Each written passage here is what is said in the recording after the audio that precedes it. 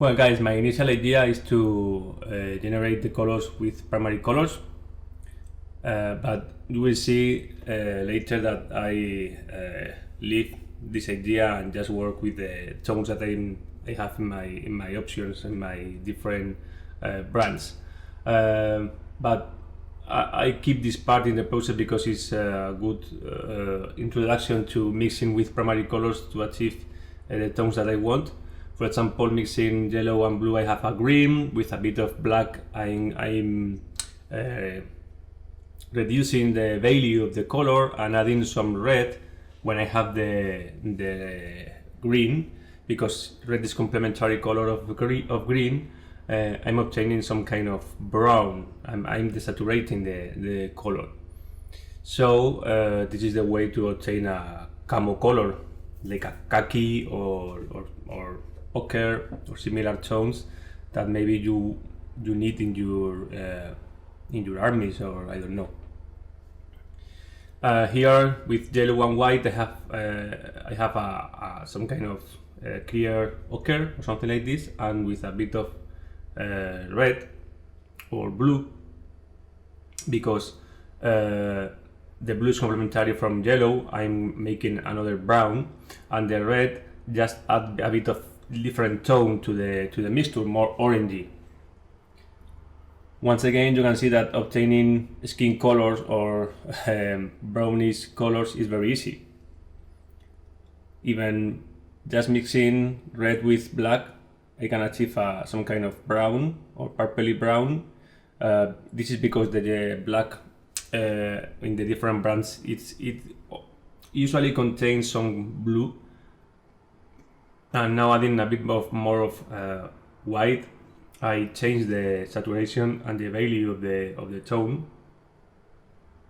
and I'm obtaining some kind of mahogany or purpley, dark purple, brown, or something similar. Well, anyway, after this quick exercise of mixing color with primary colors, you will see later that I'm just taking the color from my color stack, or I don't know if stack is the word.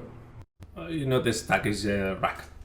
Well, after applying the base color from this some kind of clear sand color, is similar to a sand yellow from Vallejo, or I don't know, this color exists in many brands.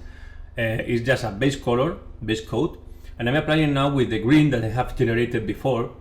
I'm applying the camouflage pattern, which consists in small squares, more or less how to say it, more or less square, or more length, or more like lines. It is absolutely random. After that, you do only have to add the different tones that we have created, the dark brown and the this kind of brownish green. This part of the process is very easy and also boring, and you will see later more detailed how to make it. That's the reason because I'm not showing you too much the process, but it's just repeating one and again the different drawings in the different colors that you have chosen to your skin. And after that, you can make more perfect every shape, just applying the base color of the clothes. In this case, this sand yellow. This is important because in this case, in this type of camos, which is more similar to a digital camo, you need to generate very sharp shapes in every drawing, and you can see that is more or less finished. This is a very tedious process, and you will see later again. Well, this is time to ask you to subscribe to the YouTube channel, giving me a thumbs up if you like the content, and to remember you that if you want to support me even more, you can do it in Patreon for only €3 per month, receiving in exchange a collection of fundamentals and different techniques, videos focusing, teaching you in a deeper way how to make different parts of the painting processes, or different painting processes. Also exclusive videos and also discounts in different online shops and products. And you will be updated with my future releases or my future projects with exclusive step-by-step pictures and being a part of the process, and also being a part of the polls where we are going to decide what I'm going to release in the next weeks or months or in the next year. I don't know. I don't know. Well, anyway, if not, you can still supporting me by joining the YouTube channel, and it is enough for me. Thank you for watching the video, and well, I leave you with that. Thank you. Bye.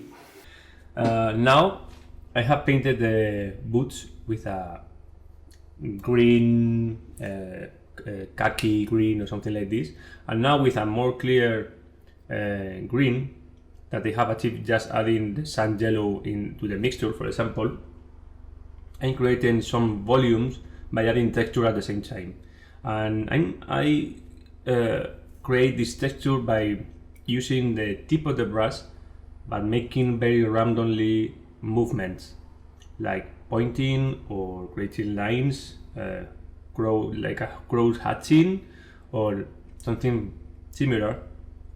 And this is the way to create the texture. You can also work with different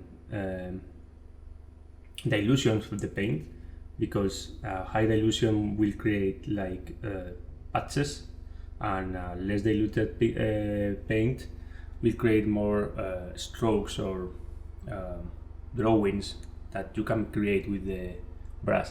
But I think that the key on this process is to create the different drawings and texture without thinking too much. You have to be more random.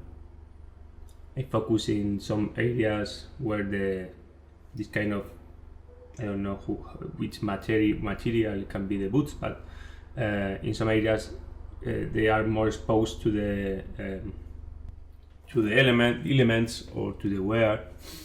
To blend between these drawings that we are creating, you only have to mix both colors and to point and create more texture between the transition, and you will see that the blend is done, because when we are creating non-linear transitions by adding different non-recognizable patterns in your brushstrokes, the blend and definition is created by our brain, and you don't need to be very smooth.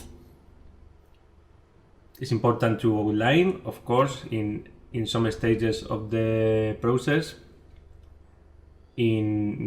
outline the edges with light color and also with shadow color in the corners as well. And now with this brown,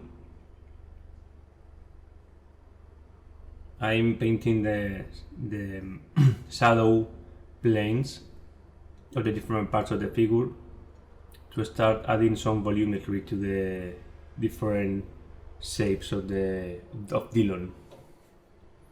You can take advantage of this and use this dark brown to outline some parts.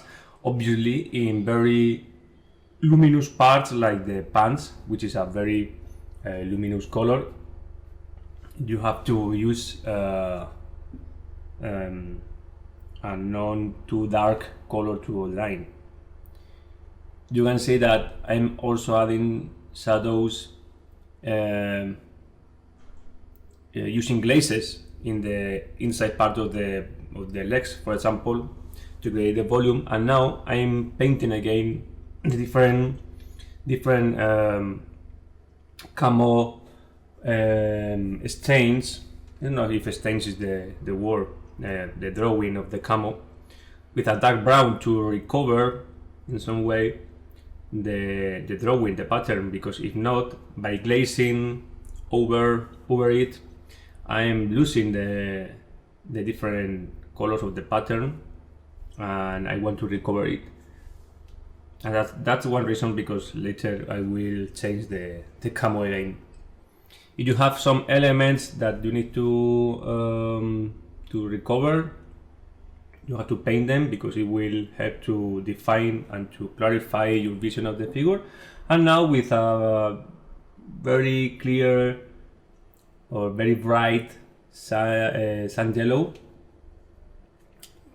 obviously I have created it by adding some white, because it isn't a very luminous color by itself, so I don't have many colors to achieve a more luminous color. So adding just a bit more white, which make it more with more value, more white itself. I'm creating and painting again, recovering some parts of the figure that I have lost in luminosity or in definition. For example, the upper part of the leg, which is a cylinder, I'm enhancing the volumetry and the contrast in both parts, in both legs. With this color you can also create some scratches in the armor, even outline some edges. It's like the dirt has been removed by a scratch, for example, or just as a superficial scratch which only removes part of the paint. Something that happens sometimes in our cars. And I'm sure you have seen sometimes this effect. Well, we have more or less finished this part of the process, and now I want to add more scratches in the armor parts of the figure. And I created this gray, which is not a pure gray. This is not a mixture of white and black. This is a white, black, and a bit of blue from somewhere, because I recommend you to work on, always with tonal grays. And I'm creating some scratches in the edges. This is important to be very precise and to make the scratches small, because it's a common mistake to make the scratches too big and they look very real and non-believable for you, especially in 28 millimeter scale or similar small scales. You need to be very precise and to make the scratches very small. I will make a video of scratches in the future, or approaches more focus on scratches, and you will see the difference. You can see that I'm using the tip of the brush. I'm creating small scratches everywhere, and sometimes I add some cuts in a very thin line to represent I don't know, a sword that has impact the armor, whatever.